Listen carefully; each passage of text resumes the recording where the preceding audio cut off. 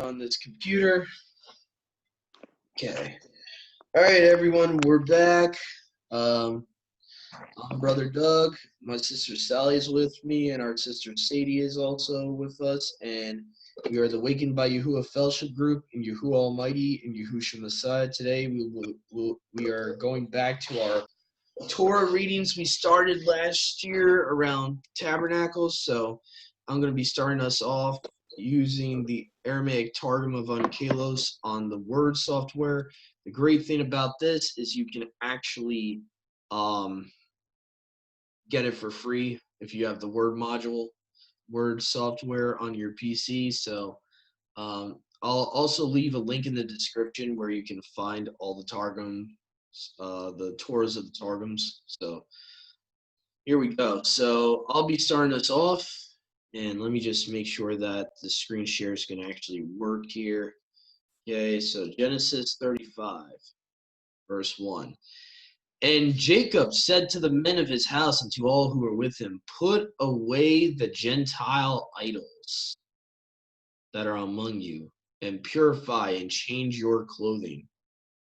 Okay, so you got to understand too, they just came from Laban. He married Laban's two daughters, so obviously his daughters were from a probably brought up in a pagan household, not too different from how Yahuwah called out Abraham from a pagan household, and how he called out others from pagan households in scriptures, like extra biblical books seem to indicate Moses, when he was adopted by Pharaoh's daughter, he would have been raised as a pagan. So Yahuwah, a lot of times Yahuwah will call out his people from paganism. He'll actually call them out of, and usually it's a spiritual thing first, is what I've noticed in my, anyway. So here we go. So anyway, so the first verse here, it says, to purify yourselves, change your clothing, get rid of the idols. Very important, very important. And I think this is why Paul says to new converts that are converting to the Hebraic way of life, the Messianic belief in Messiah way of life, when they've been renewed by him and became a spiritual new creation, this is the first thing you need to get out of your life, idols.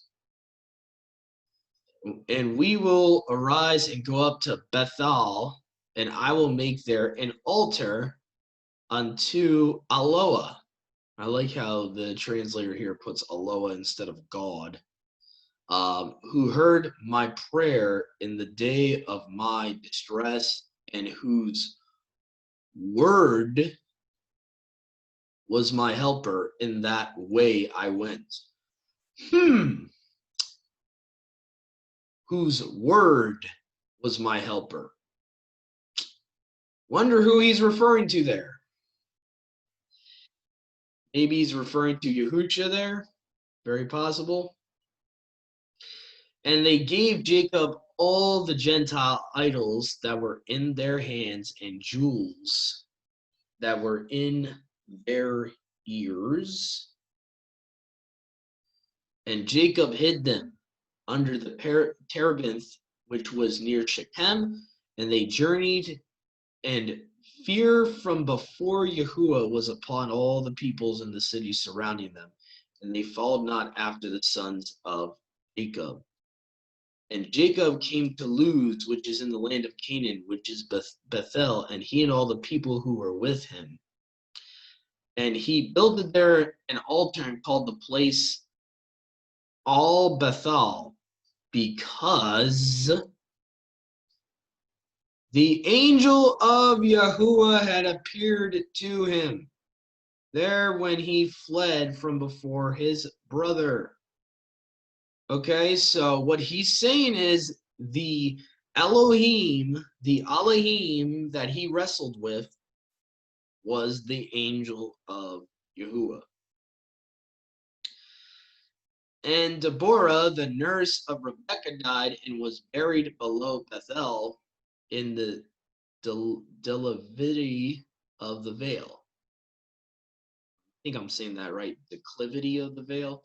and he called the name of it the Vale of Weeping. So his wife Rebecca, oh no, yeah, oh no, Deborah, the nurse of Rebecca died. So they're mourning for the nurse of Rebecca here. And Yahuwah appeared to Jacob again when he had come from Padan Aram and Baruch him. And Yahuwah said to Jacob, your name shall be no more Jacob, but Yasharal shall be your name. And he called his name Yasharal. So the same person that he wrestled with, who, according to the Targum, is saying Yahuwah, which I kind of find interesting because, so even though he said that the angel of Yahuwah appeared to him. So again, I can't get away from the oneness here.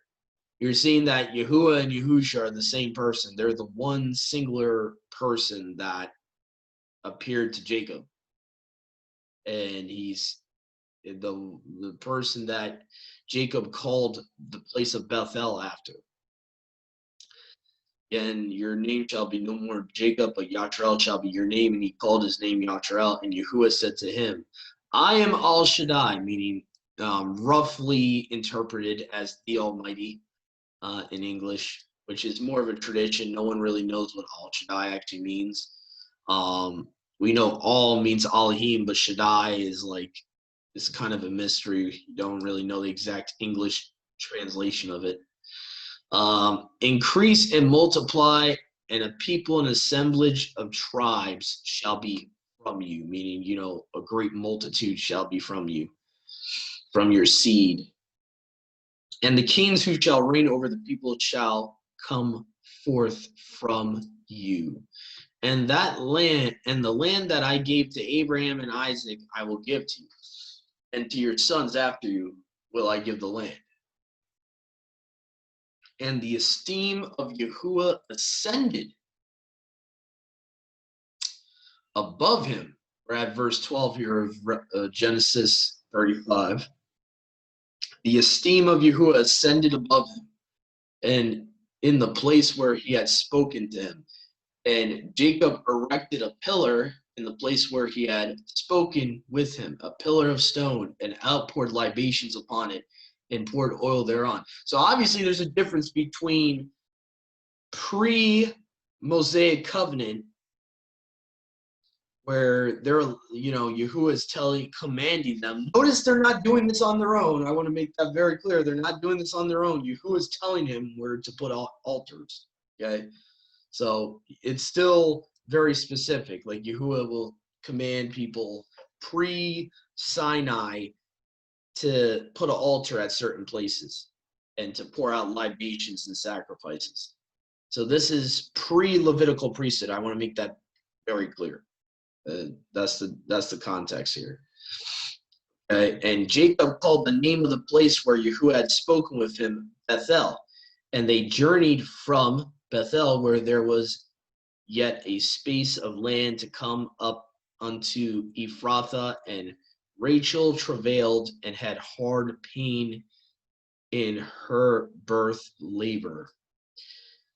Very interesting. So again, Bethel roughly is translated in your English Bibles as the house of Elohim, the house of Elohim.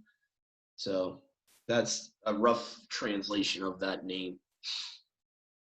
Okay, so verse 16 here. And she travailed in her labor. The midwife said to her, fear not, for also this to you is a son.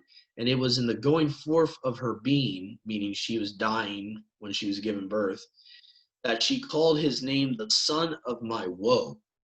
But his father called him Benjamin. And Rachel died and was buried in the way of Ephrath, which is Bethlehem. So again, Ephrathah, Bethlehem, Micah chapter 5, anyone? Just saying. I'm just saying, I don't know how you cannot see Yahusha in this whole chapter here. The angel of Yahuwah, she gave birth in Ephrathah of Bethlehem. I'm just saying. I don't know how you don't see it. And Jacob erected a pillar upon her grave, that is the pillar of the tomb of Rachel unto this day. And Yasharal proceeded and spread his tabernacle beyond the Tower of Adar. Interesting. So he erected another pillar upon her grave. This is probably where we get headstones from, most likely, in our modern culture. And Yasharel proceeded and spread his tabernacle beyond the Tower of Adar. So Tower of Adar is a specific place, I guess. I do want to make a note, though, of verse 18 here, mentioning Ephrathah, Bethlehem. And after the reading of the rest of this chapter, I'm going to go back to Micah chapter 5, verse 2, and show you that connection once I get done with the chapter here. Okay. And so here we go. We got, okay, all right, verse 20. And Yashar proceeded and spread his tabernacle beyond the Tower of Adar, verse 21. And it was while Yasharal dwelt in that land that Reuben went and lay with Bilhah, the concubine of his father. Uh-oh. Yeah, he shouldn't have done that. I really doubt that was even righteous, even pre-Mosaic law.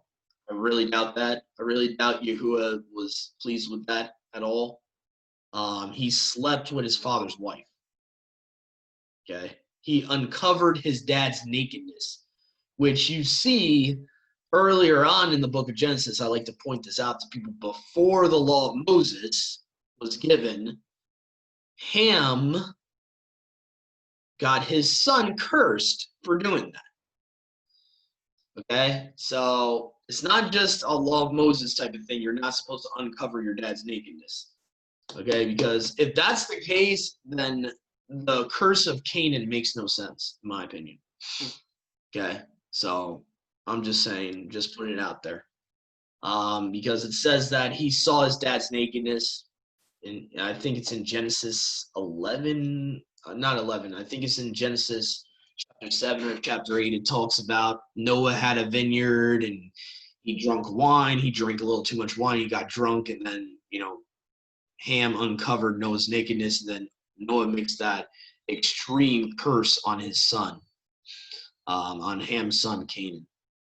So anyway, and Yasharel heard it, and the sons of Jacob were 12, the sons of Leah, the firstborn of Jacob, Reuben and Simeon and Levi and Yehuda and Issachar and Zebulun, the sons of Rachel, Joseph and Benjamin, the sons of Bilhah, the handmaid of Rachel, Dan and Naphtali, and the sons of Zilpah, the handmaid of Leah, Gad, and Asher. These are the sons of Jacob who were born to him in Padan Aram, and Jacob came unto his father. Mom, can you just wait like a minute? The handmaid of Rachel, Dan, and Naphtali, the sons of Zilpah, the handmaid of Leah, Gad, and Asher. These are the sons of Jacob who were born to him in Padan Aram, and Jacob came unto Isaac his father unto Mamre, the city of Arba, which is Hebron. For Abraham and Isaac had dwelt there, and the days of Isaac were 180 years, and Isaac expired and died and was gathered unto his people, old and content with days. Esau and Jacob, his sons, buried him. And hold on a second, everyone. I'm going to put my earbuds in because it's going to get a little noisy in my kitchen. Go ahead. All right. Okay. All right, so that's the end of chapter 35. Please let me know, guys, if you can't hear me. Okay, so all righty then. So let's see here. Anyone got anything to add from Genesis 35? Oh, let me not forget. I almost forgot. Let me go to, I just want to show the viewers and listeners the connection from verse 18 here. You have in the book of Micah. Okay, so it talks about Ephrathah, Bethlehem, right? So let's go here and show you a messianic connection here. All right, hold on. Where's Micah? There he is. All right. Micah chapter 5, verse 2 in the Septuagint says, "And you, O Bethlehem, house of Ephrathah, are few in number to be reckoned among the thousands of Yehudah, yet out of you shall one come forth to me to be ruler of Yasharal. And his goings forth were from the beginning, even from eternity." Okay, so obviously the one that comes from eternity is talking about Yahusha. Isaiah 9, chapter 9, verse 6 in the Targum says that he was from the he goes from eternity to eternity. Okay, so again, so this, I think it's a very messianic parallel you had there in Genesis 35:18 when Rachel's dying, she's giving birth, and it says that she died there at Ephrathah, Bethlehem. So that's all I wanted to add. I don't know if Sister Sadie or Sister Sally has anything to add.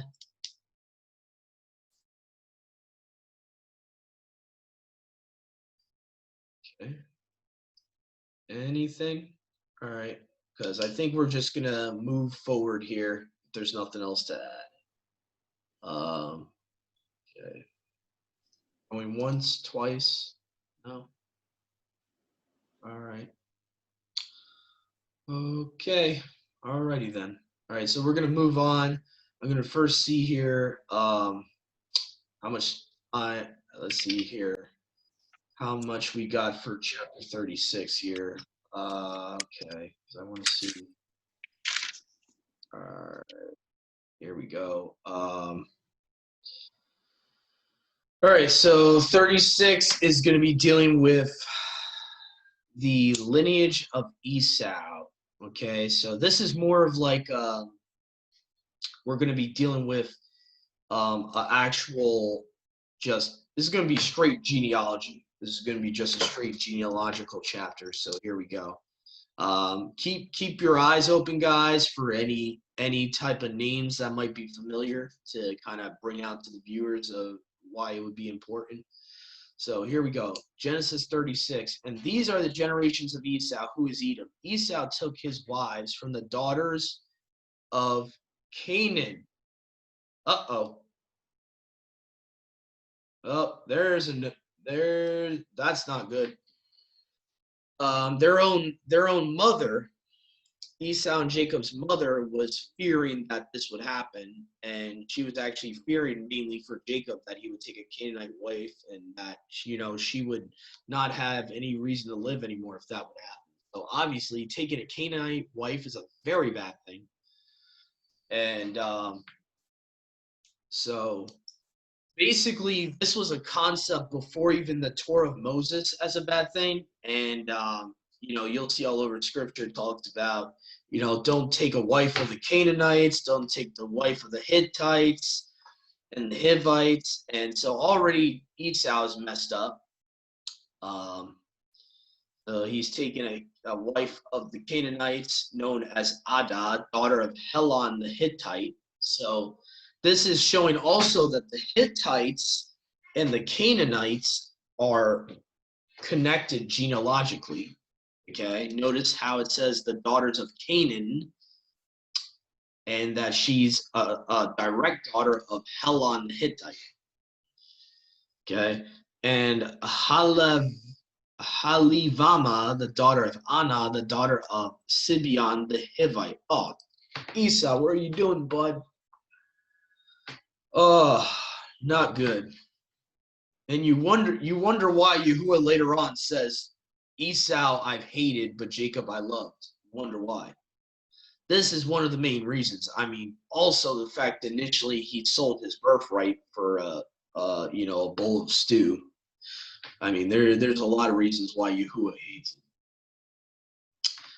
All right, so verse 3, and Basemath, the daughter of Ishmael, the sister of Nabat. Okay, so seems like the daughter of Ishmael would have not been bad.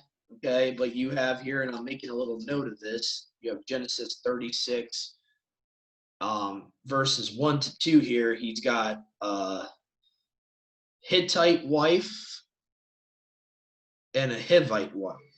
Okay, very bad.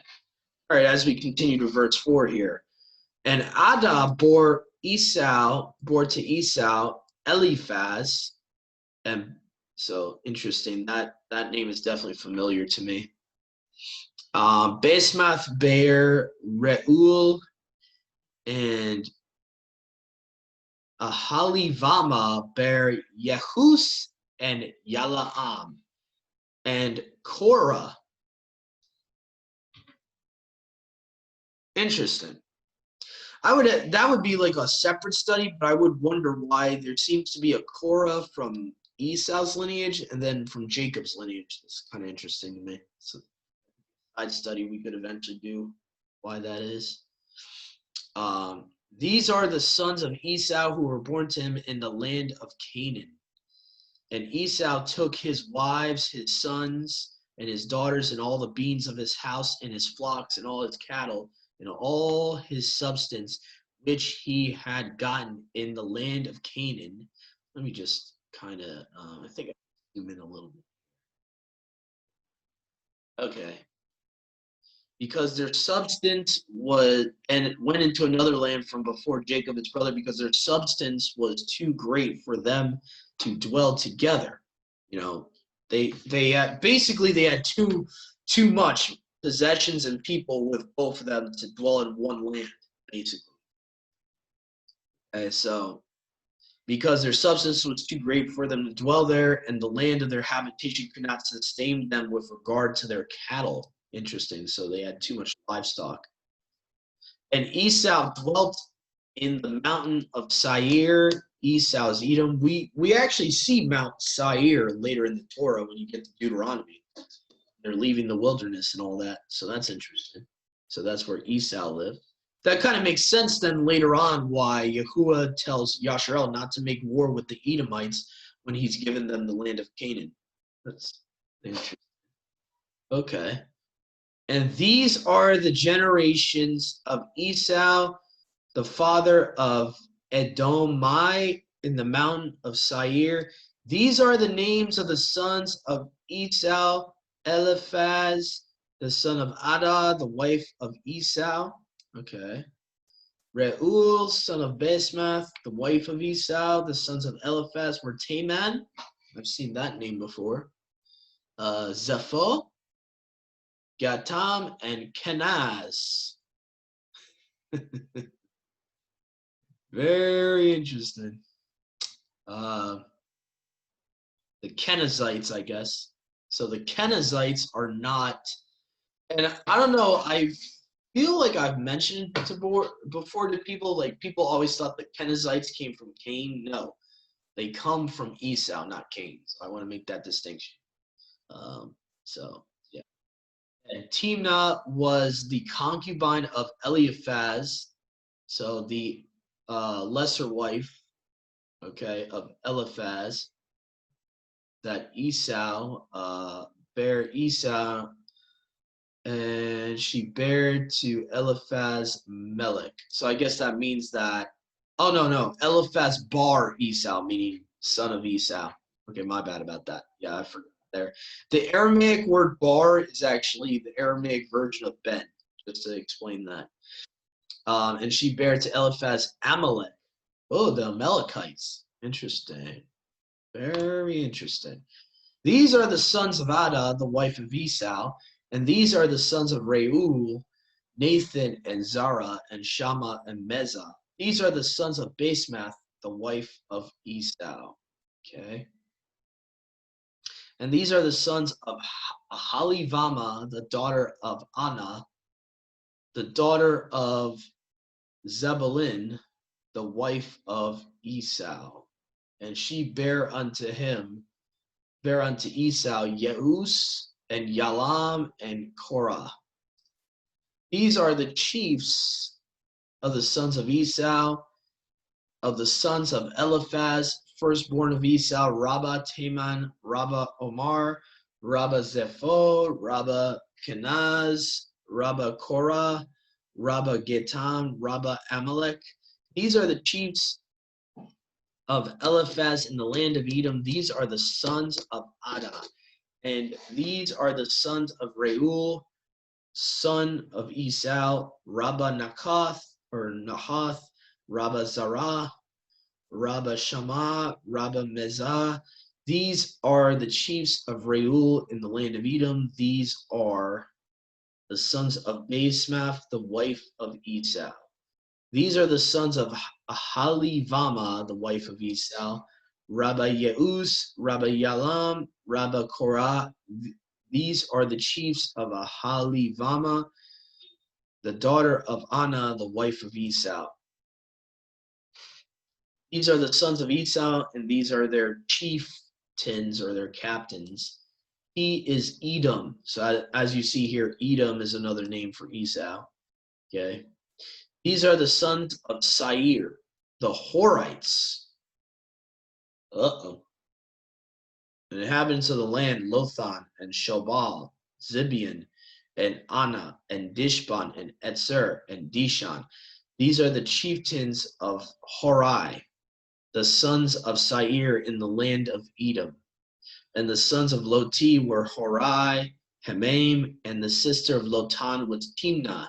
And these are the Beni Shobai, Alvan, Manahath, and Ebal, Shephi, and Onam. And these are the sons of Zebion, Aya, and Anna. He is Anna, who found the giants in the desert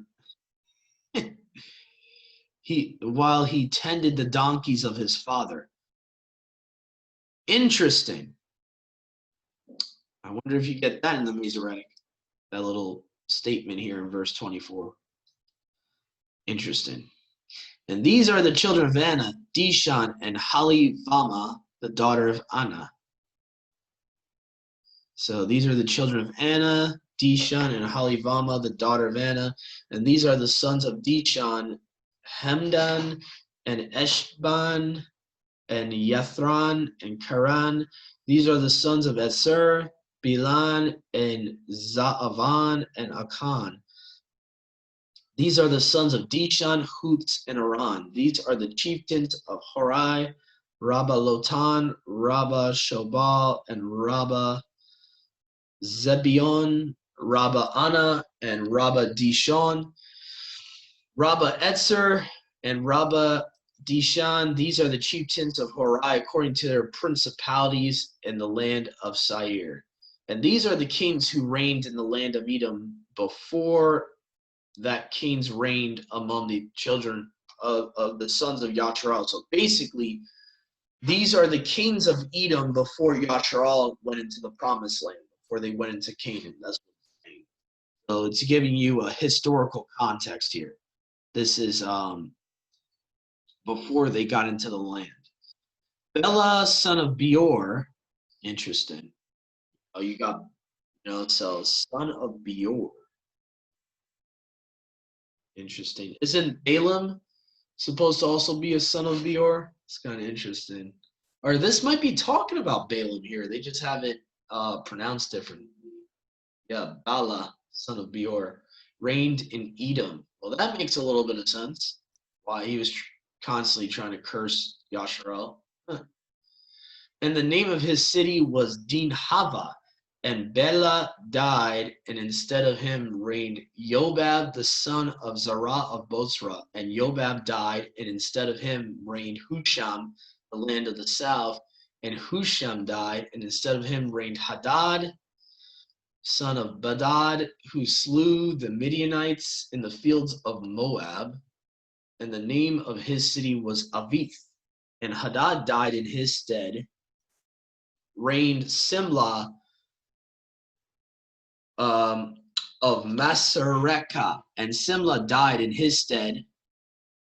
Reigned Shaul of Rehoboth, which is on the Frat. Interesting. And Shaul died in his stead. Reigned Al-Kanan Bar Akbor. Wow, what a weird name. Baal-Kanan Bar Akbor. So Baal-Kanan, son of Akbor. Oh boy. And Baal-Kanan Bar Akbor died, and in his stead reigned Hadar. The name of his city was Pau, and the name of his wife Mahatavel, the daughter of Matared, the daughter of a changer of gold. I wonder what that means, a changer of gold. Let me just look that up real quick. I'm kind of curious to see what that means, a changer of gold. Maybe the Septuagint's a little bit more word for word with that verse, I wonder. Genesis, is it 36 verse 39?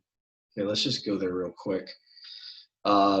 And Balaam, son of Akbor, died, and Arad, son of Barad, reigned in his stead. And the name of his city was Fogor.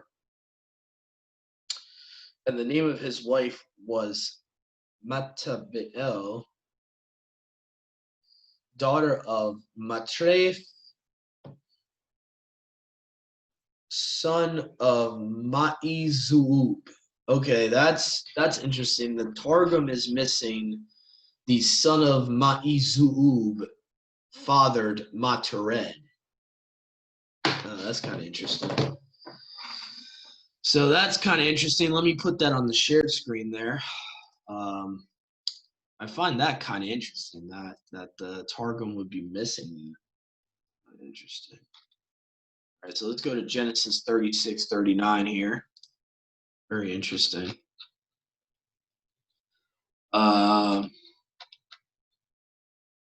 Yeah, so Balaam the son of Akbor died, and Arad the son of Barad died in his stead, and the name of the city was Fogor, and the name of his wife was Meta or Matabaal, daughter of Matreth, son of Ma'izub. So it seems like this phrase, son of Ma'izub, is not there in the Targum. I find it interesting. But anyway, let's continue on to verse 40 here. All right. And these are the names of the chieftains of Esau after their kindreds, by their places, with their names: Rabbah Timnah, Rabbah Alva, Rabbah Yetheh, Rabbah Halivama, Rabbah Elah, Rabbah Finon, Rabbah Kenez, Rabbah Taman, Rabbah Mabzar, Rabbah Magdiel, Rabbah Iram. These are the chieftains of Edom and their habitations in the land of their possessions. He is Esau, the father of the Edomites. So pretty lengthy chapter there. I'm pretty sure my sisters here have something to say about that. There's a lot going on there. Here. So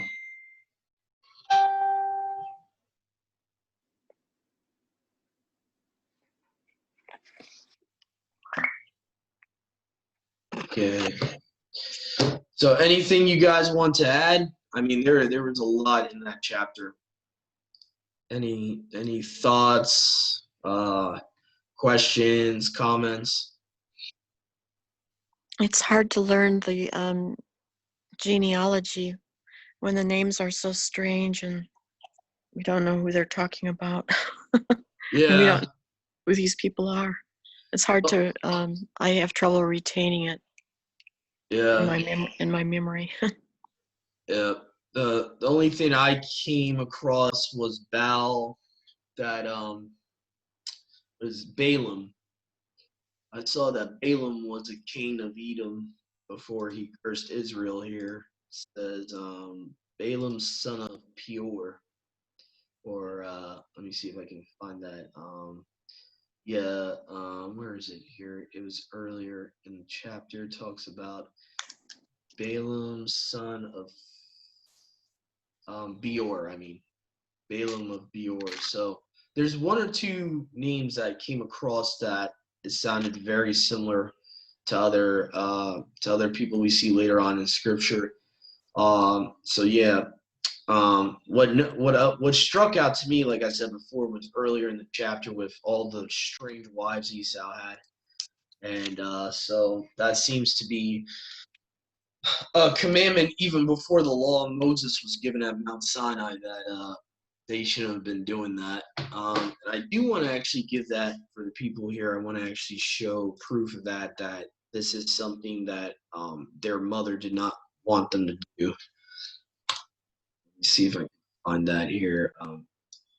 If Jacob marries one of the Canaanites, marries one of the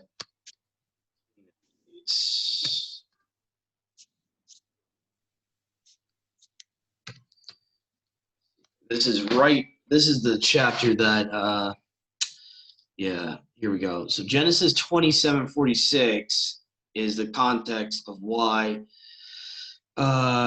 Esau marrying a Hittite woman and a Hivite woman would be a problem. So we're going to look at that real quick, why that would be a problem. Here we go. In Genesis 27:46, says, Then Rebekah said to Isaac, I'm disgusted with living because of these Hittite women. If Jacob takes a wife from among the women of this land, from Hittite women like these, my life will not be worth living. That's the NIV there in Genesis 27:46. And most translations are similar to that. I am weary of my life because the daughters of Heth. If Jacob takes a wife of the daughters of Heth, such as these of the daughters of the land, what good shall my life do me? So basically, it's such a bad thing that she would lose her life. Like she would actually lose the willing to want to live if that ever happened. Again, there seems to be a concept of these are people they're not supposed to intermarry with, and this is before Mount Sinai. This is before the law of Moses, and and she's hinting at that it's not a thing that they should be doing. So I think this was always an understanding. They understood not to marry, Canaanites, the Hittites, the Jebusites. That this is like an unspoken rule. You know, from the from the from you could say from the flood on, they understood, not to marry certain people. Basically to keep the human lineage going, pure. For one of the reasons Yahuwah wants to make sure that the human lineage is pure for his son, the Messiah, to come through the line of Judah. If the human genome gets screwed up and gets completely tainted, which I personally believe that was Satan's MO as soon as he gets the prophecy in Genesis 3:15 to corrupt the line of mankind. So Yahuwah's giving these commandments not because he's trying to be mean, but to protect his people for them not to get corrupted, genetically speaking. Which you can actually look up the word in the Strong's for tamim in Genesis 10. Noah was perfect in his generations, actually more referring to not just righteousness, but actually genetically perfect. He was not tainted. So anyway, but other than that, I would agree with you, Sister Sally. There's not much to take away from this genealogical chapter other than there's some familiar faces in certain people, and definitely there seems to be an issue with the wives of Esau, and possibly why Yahuwah hates Esau. This is like adding to the problem. So why he would despise Esau. So anyway, I find it interesting too. It says he took an Ishmaelite wife. I remember that. Other than that, it was a pretty normal chapter. So I think this will be the end of our Genesis study today. Thank you for joining us today. I pray that you would get something pray my prayer today would be that you get something out of this, and especially from the previous chapter we read, that you see the connection of Yahusha being the Messiah.